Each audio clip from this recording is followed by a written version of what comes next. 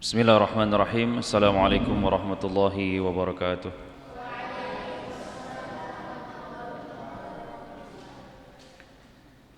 Alhamdulillah, wassalatu wassalamu ala rasulillah wa ala alihi wa sahbihi wa mawalah, amma ba'd. Puji dan syukur kita panjatkan kehadirat Allah subhanahu wa ta'ala atas segala limpahan nikmat dan karunia-Nya, di mana Allah subhanahu wa ta'ala masih senantiasa memberikan kepada kita berbagai macam nikmat, di mana kita tidak akan mampu untuk menghitung nikmat-nikmat yang Allah subhanahu wa ta'ala berikan. Kemudian salawat dan salam semoga tetap tercurahkan kepada baginda Rasulullah sallallahu alaihi wasallam, di mana Rasulullah sallallahu alaihi wasallam telah mengorbankan dirinya, telah mengorbankan hartanya, telah menumpahkan darahnya demi tegaknya dinul Islam. Dan alhamdulillah Allah subhanahu wa ta'ala menjadikan kita termasuk orang-orang yang mengimani beliau. Allah subhanahu wa ta'ala menjadikan kita termasuk orang-orang yang senantiasa selalu menjaga daripada sunnah-sunnah beliau.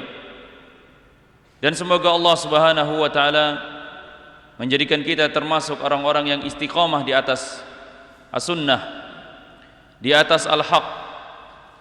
Dan semoga Allah subhanahu wa ta'ala meridhoi kita kelak di syurganya Allah subhanahu wa ta'ala bersama Rasulullah sallallahu alaihi wasallam. Jamaah kaum muslimin muslimat rahimani wa rahimakumullah. Pada pertemuan kali ini kita akan membahas tentang masih dalam perkara adab-adab seseorang ketika di dalam masjid. Perkara yang akan kita bahas pada malam hari ini adalah larangan melakukan tasybik. Ya. Apa itu tasybik? Tasbik itu adalah menyilangkan jari jemari, ya, ketika seseorang dalam perjalanan menuju sholat ataupun setelah melaksanakan sholat, yaitu menyilangkan jari jemari tangan, ya, seperti ini. Ini namanya tasbik, ya, itu namanya tasbik. Bagaimana panduan Rasulullah sallallahu alaihi wasallam terkait dengan perkara ini dan juga penjelasan-penjelasan ulama mengenai perkara tersebut? Maka mari kita baca hadis yang pertama di dalam kitab Targhib wa Tarhib, yaitu hadis datang dari Abu Hurairah radhiyallahu an. Ia berkata bahwa Rasulullah sallallahu alaihi wasallam bersabda, "Idza tawadda'ta ahadukum fi baitihi thumma ata al-masjid kana fi salatihi hatta yarji' fala yaqul hakadha wa shabaka baina asabi'ihi."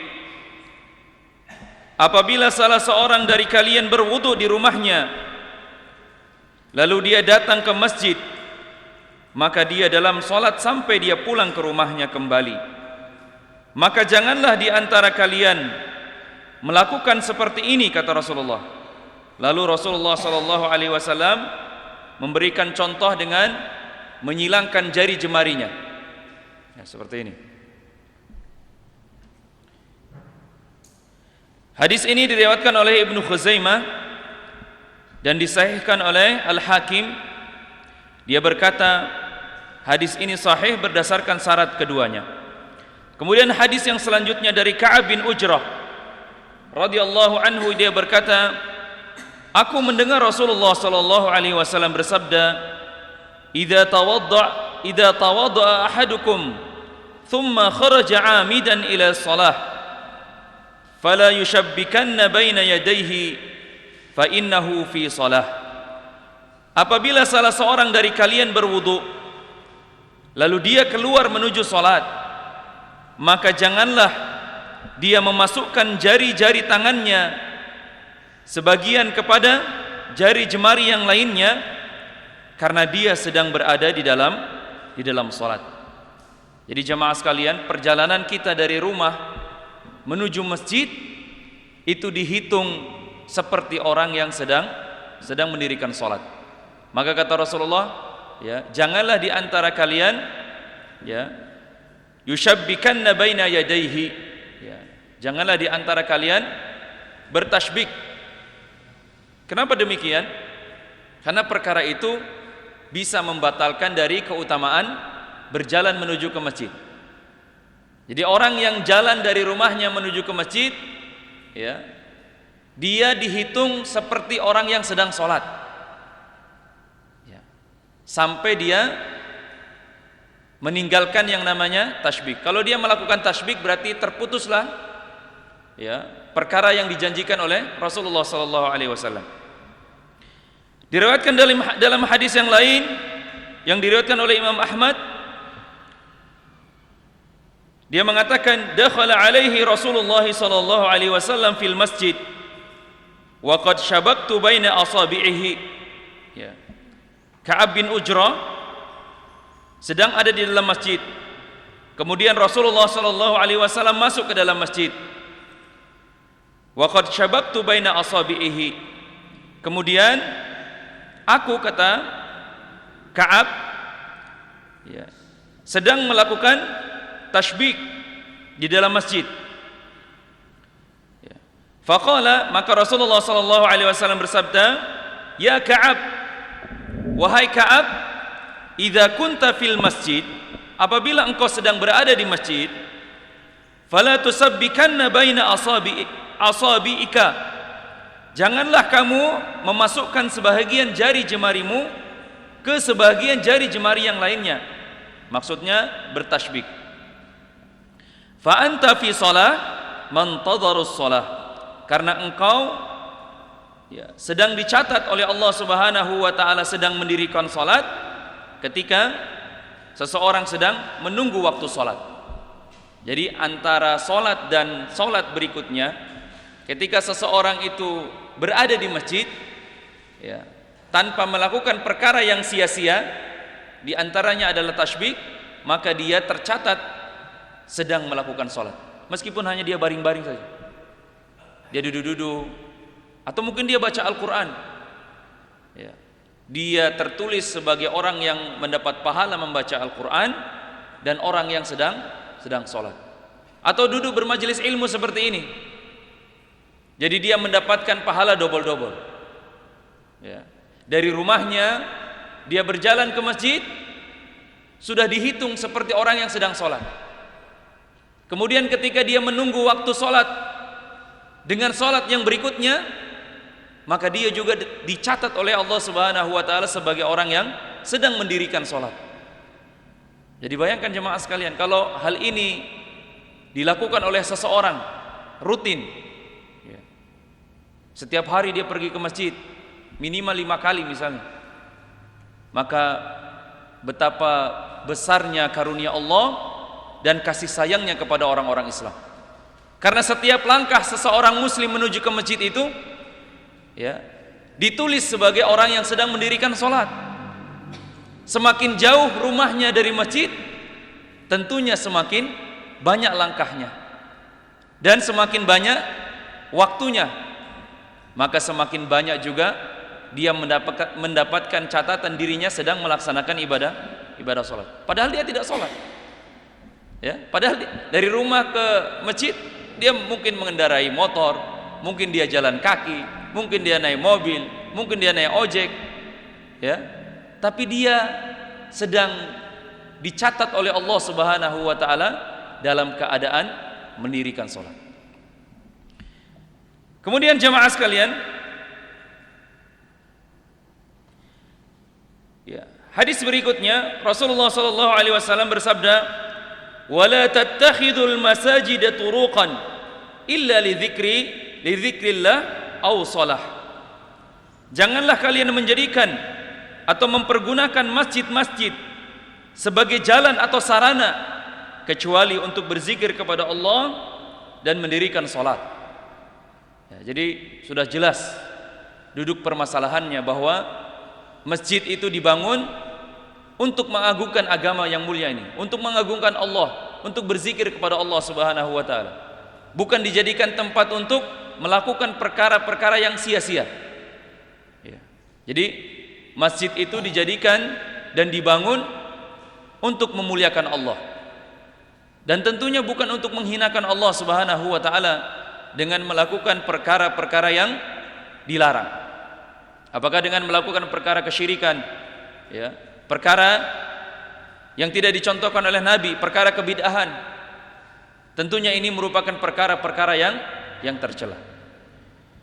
Jamaah kaum muslimin rahimani wa rahimakumullah, mari kita bahas ya satu persatu kaitannya dengan larangan seseorang melakukan tasybih di dalam perjalanannya ya menuju atau pulang dari salatnya. Hadis yang pertama, Rasulullah sallallahu alaihi wasallam mengatakan, "Idza tawaddaa ahadukum fi baitihi, thumma atal masjid." Apabila seseorang berwudu dari rumahnya. Ini menunjukkan ada keutamaan berwudu dari rumah. Bukan berarti tidak boleh wudu di masjid. Tapi orang yang wudu dari rumahnya mendapatkan kebaikan yang lebih dan dijanjikan pahala yang lebih utama dibandingkan orang yang datang ke masjid dalam keadaan tidak berwudu. Apa keutamaannya? Kata Rasulullah, kana fis shalah. Orang yang berwudu dari rumahnya kemudian menuju ke masjid, dia dicatat oleh Allah Subhanahu wa taala seperti orang yang melaksanakan salat. Berarti kalau orang yang tidak wudu dari rumahnya tidak mendapatkan keutamaan seperti ini. Itu dia. Itu makna zahirnya seperti itu. Rasulullah mengatakan siapa yang berwudu dari rumahnya kemudian dia menuju ke masjid, fakana fi shalah, maka dia berada dalam kondisi yang sedang salat. Hatta yarji', sampai dia pulang kembali ke rumahnya. Jadi kalau dia salat maghrib dari rumahnya datang ke masjid, dia dalam keadaan salat. Kemudian dia mendirikan salat maghrib. Habis itu dia pulang ke rumahnya. Maka perjalanan dari rumah ke masjid, perjalanan dari masjid ke rumahnya dihitung dalam kondisi mendirikan salat.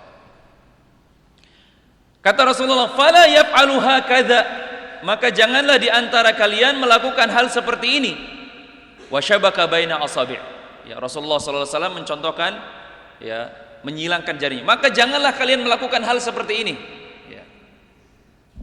Berarti perkara ini adalah perkara yang dapat membatalkan keutamaan seseorang ya, yang tercatat dalam kondisi melakukan ibadah salat.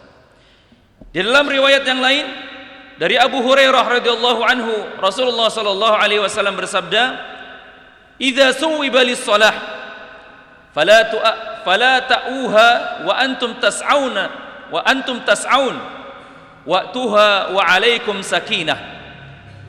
Apabila sudah didirikan iqamah, maksudnya muazin sudah mengumandangkan iqamah, maka janganlah di antara kalian datang sambil berlari. Ya, jadi ketika seseorang mendengar di masjid sudah qomat, apakah dia masih di luar masjid atau dia sedang berwudu, maka jangan tergesa-gesa. Ya. Fama adraktum fasallu. Apa yang kalian dapatkan dari imam, maka ikutilah.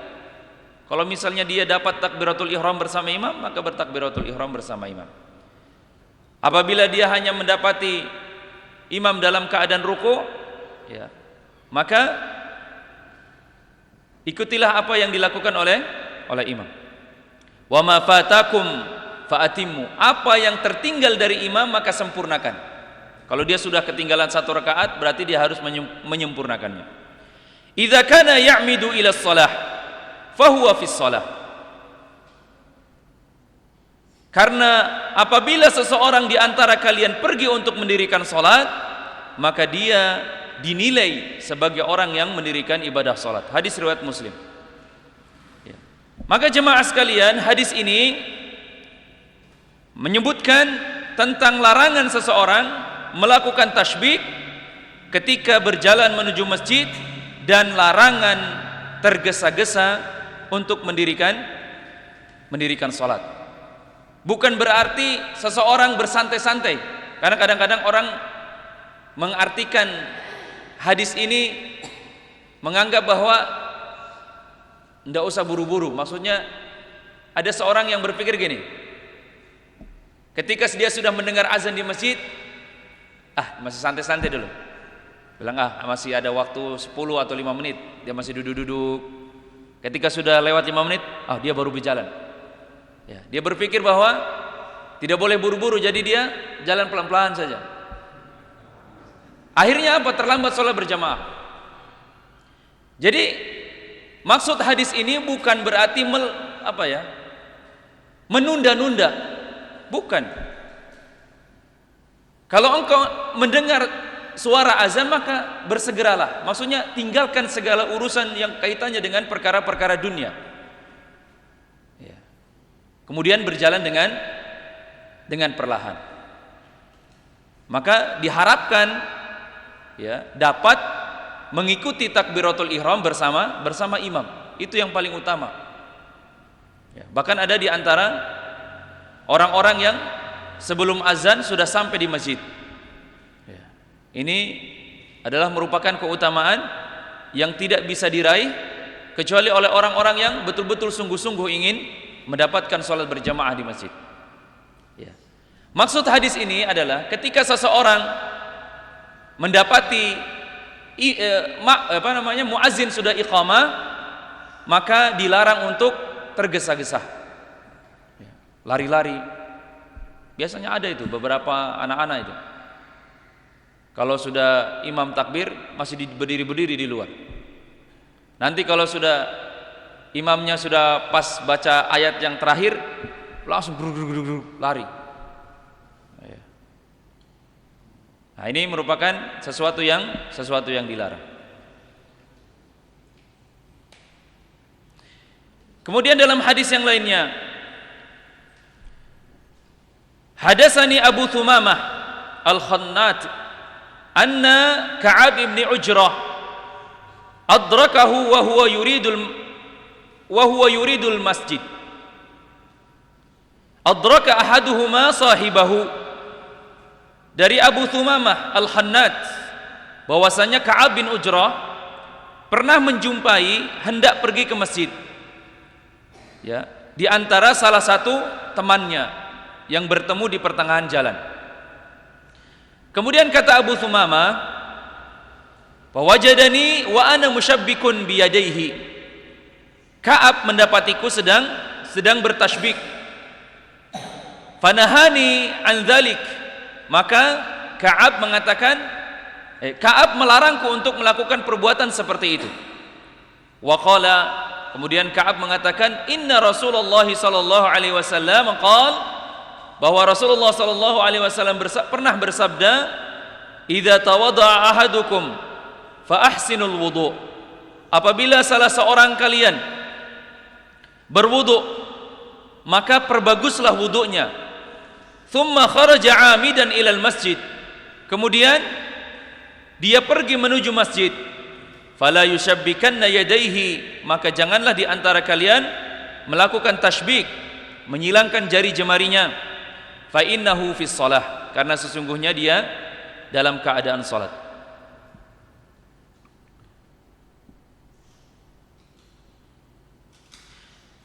Kemudian sa'altu Nafi' anir rajul yusalli wa huwa musyabbikun yadayhi. Dari Ismail bin Umayyah, aku bertanya kepada Nafi' tentang orang yang salat kemudian melakukan tasybik. Karena ada kadang-kadang begitu jemaah, Allahu Akbar, sudah bertakbir, kemudian dia membunyikan jari jemarinya, kertak. Itu namanya bertasbih gitu. Apa kata Ibnu Umar? Apa kata Nafi? Kata Nafi mengatakan Ibnu Umar pernah berkata bahwa itu adalah salatnya orang-orang yang dimurkai. Tilka salatul maghdubi alaihim. Itulah orang-orang yang salatnya dimurkai. Jadi jangan kalau lagi salat kasih bunyi-bunyi tangan, kasih bunyi-bunyi leher ya. Itu dilarang. Tidak boleh. Kata Ibnu Umar, itu adalah di antara orang-orang yang dibenci oleh Allah, yang sholatnya dibenci. Jangan kasih bunyi-bunyi jari jemarinya. Ya. Jemaah sekalian, Al-Khattabi rahimahullah berkata, yang dimaksud dengan tasybik adalah memasukkan sebahagian jari jemari kepada sebahagian jari jemari yang lainnya. Sebahagian orang terkadang membunyikan jari jemarinya, bunyi-bunyikan kalau lagi sholat. Atau mungkin ketika waktu menunggu sholat, biasanya duduk bersandar ya, sambil bertasbih, kemudian diletakkan di lututnya. Enak begitu kan, sambil nunggu imam ya kan, enak gitu. Padahal itu bisa memutus pahala sholat. Yang tadi kata Rasulullah SAW, ketika seseorang sudah berwudu dari rumah kemudian menuju ke masjid, itu dihitung sebagai orang yang sholat.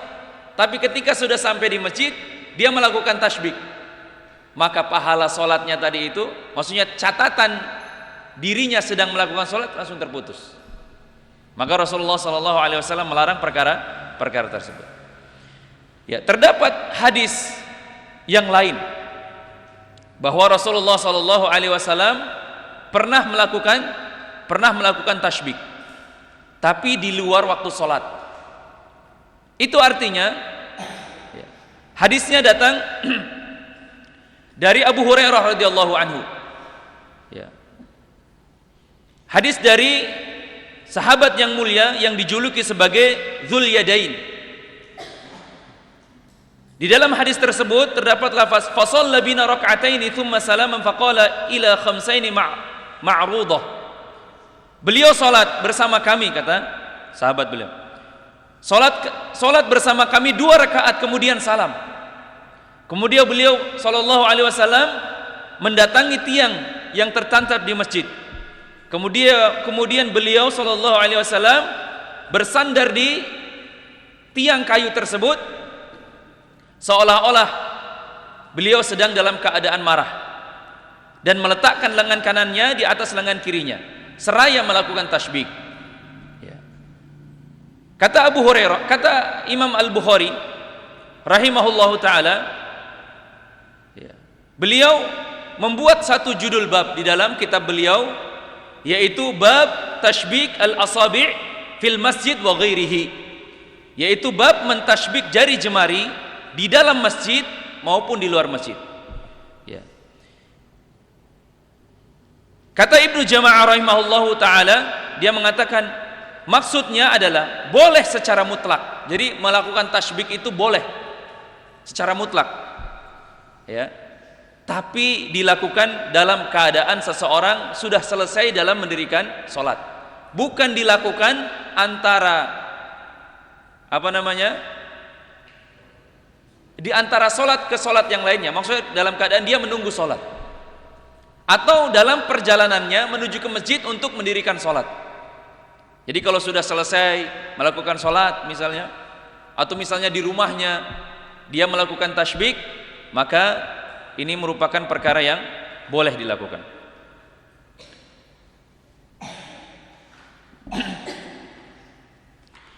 Jamaah kaum muslimin rahimani wa rahimakumullah. Kemudian pembahasan yang selanjutnya kita akan membahas tentang anjuran dan keutamaan mendatangi masjid. Tadi ada beberapa hadis yang sudah kita baca kaitannya dengan keutamaan mendatangi masjid. Tapi secara khusus dalam kitab ini, di dalam pembahasan selanjutnya ada tentang anjuran berjalan ke masjid. Dan lebih dianjurkan lagi dalam keadaan gelap. Maksudnya di waktu subuh. Ya, mendatangi masjid di waktu subuh. Hadis datang dari Abu Hurairah radhiyallahu anhu bahwa ia berkata, Rasulullah sallallahu alaihi wasallam bersabda, "Salatul rajul fil jamaah tudha'af lahu ala salatihi fi baitihi wa fi suqihi 25 dhi'fan."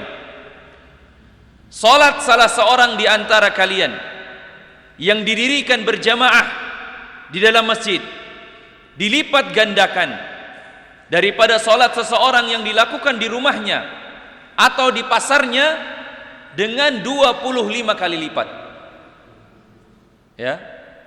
Jadi orang yang salat di masjid berjamaah dibandingkan dengan orang yang salat sendirian di rumah atau di pasarnya, itu perbandingannya 25 kali lipat perbedaannya.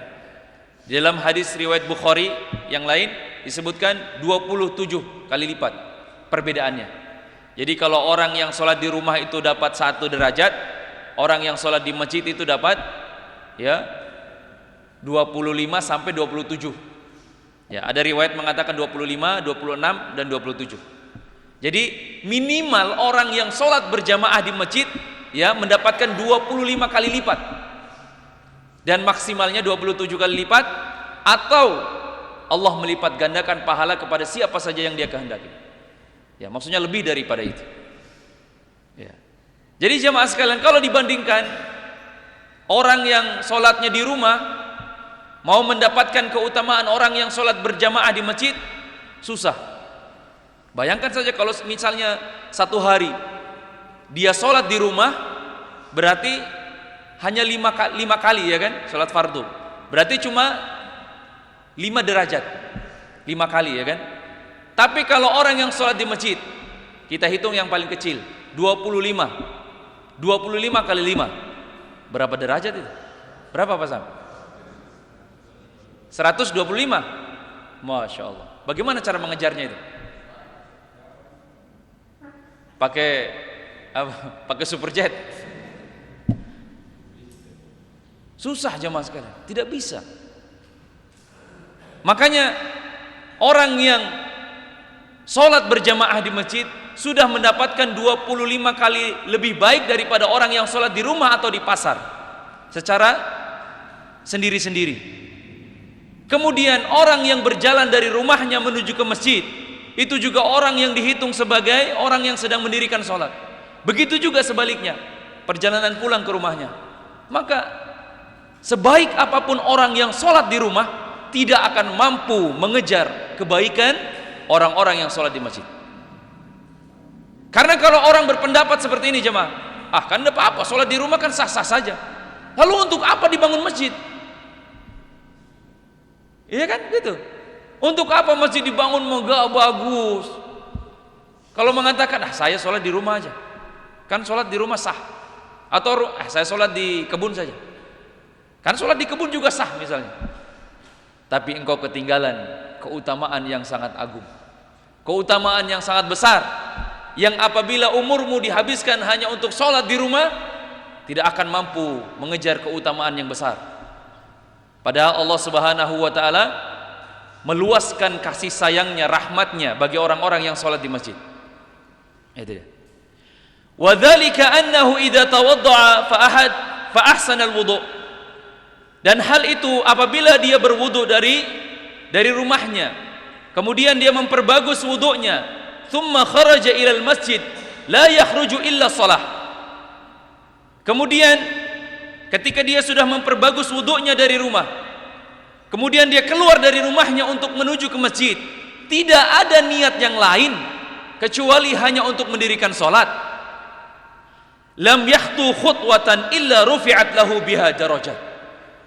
Tidaklah seseorang melangkah keluar dari rumahnya 1 langkah, kecuali dengan 1 langkah itu Allah akan mengangkat derajat orang tersebut.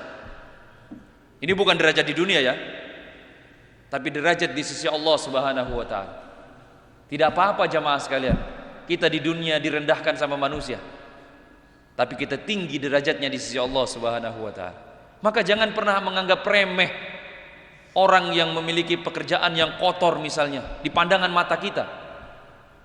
sebagai orang yang mungut-mungut sampah, orang yang nyapu-nyapu di jalan misalnya. Jangan pernah kita sedikit pun memandang dengan pandangan meremehkan. Atau karena dia miskin, kemudian kita mengatakan dia miskin, kasihan. Jangan, karena bisa jadi jemaah sekalian, karena kesabarannya Allah Subhanahu wa taala mengangkat derajatnya. Atau mungkin karena langkah kakinya dari rumah menuju ke masjid, dia diangkat derajatnya di sisi Allah Subhanahu wa taala. Dia lebih mulia kedudukannya di sisi Allah daripada diri kita yang menganggap diri kita adalah orang yang berpengaruh.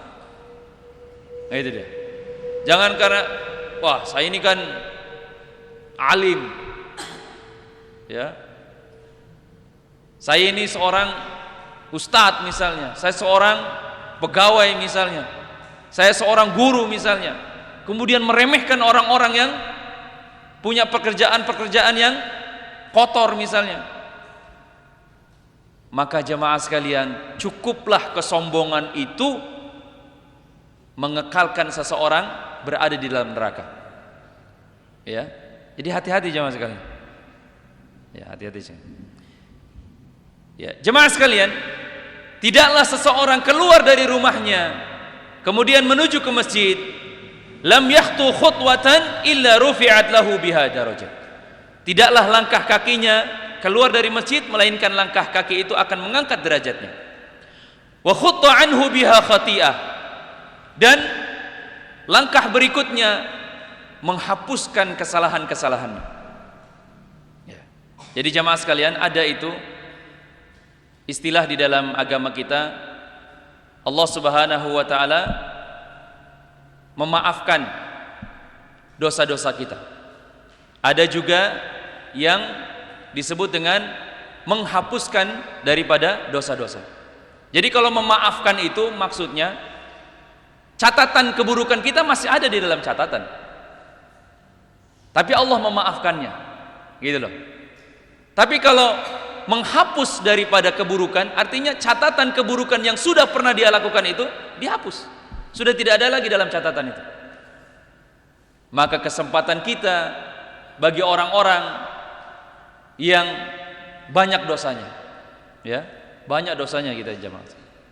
Dosa kepada orang tua kita, dosa kepada tetangga kita, dosa kepada teman kita, dosa kepada mungkin anak kita, ya, banyak dosa kita. Maka dengan langkah kaki kita, insya Allah Allah akan menghapus itu dosa-dosa itu, ya. Kemudian, fa idza shalla lam tazalil malaikah tusalli alaihi. Apabila seseorang mendirikan salat, maka para malaikat mendoakan orang tersebut. Madama fi shalah, selama orang itu dalam keadaan mendirikan salat. Malam yuhdis, dalam riwayat yang lain, sampai dia ya tidak berhadas, maksudnya sampai dia berhadas. Jadi kalau seseorang salat di masjid, kemudian dia duduk di masjid, setelah itu dia kentut misalnya, maka malaikat setelah itu tidak mendoakannya lagi. Atau kata Rasulullah, sampai orang itu melakukan perkara-perkara yang sia-sia.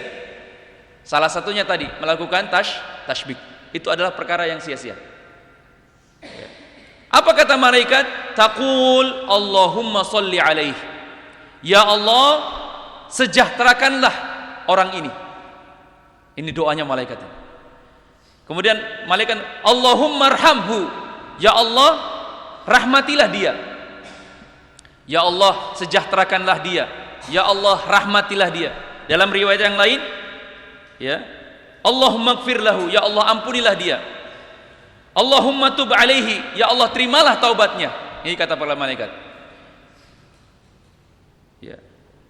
Kemudian kata Rasulullah, wala yazalu ahadukum fis shalah man tadarus shalah.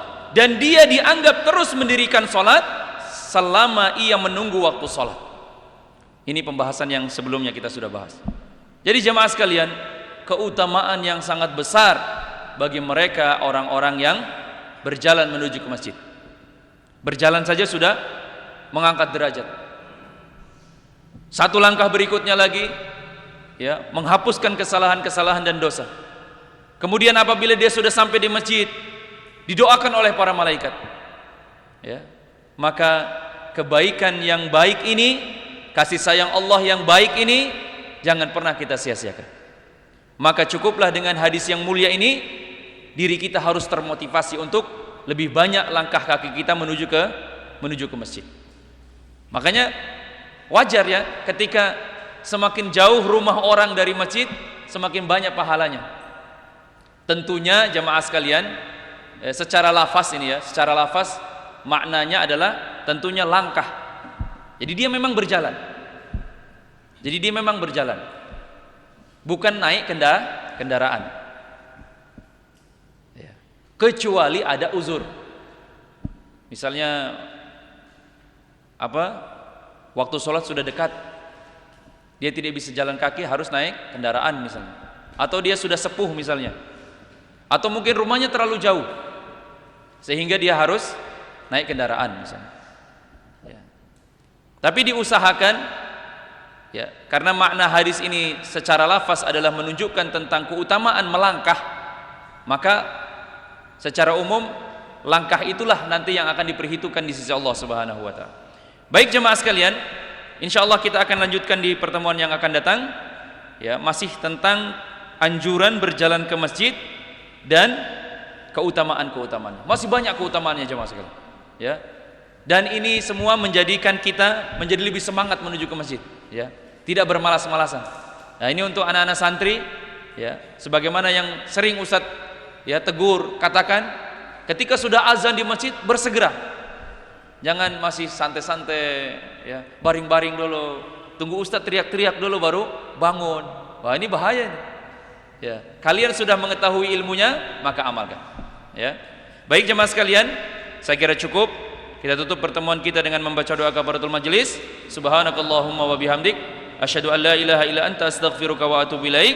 Wa akhiru da'wana alhamdulillahi rabbil alamin. Wassalamualaikum warahmatullahi wabarakatuh.